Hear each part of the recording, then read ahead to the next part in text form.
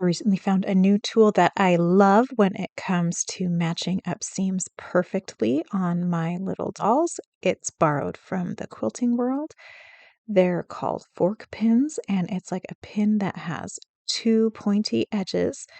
And what you do is you line up your seam just right, and you put your pin in so that there's one pointy edge on one side of the seam and one pointy edge on the other. And once you have it in there, you can open it up and make sure it's perfect. You can see here I didn't have it quite right, so I'm relining it up, putting my pin back in, and then when you go ahead and sew that seam, the pins are really thin, and I just very carefully sew my seam all the way around without taking the pins out.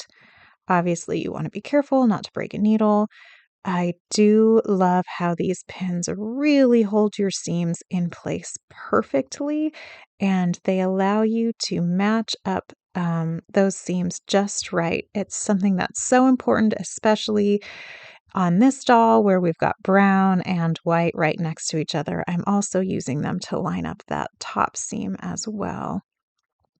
And you can see now it's all done and stuffed. That lines up exactly right. And it is something that was so hard to do with normal pins.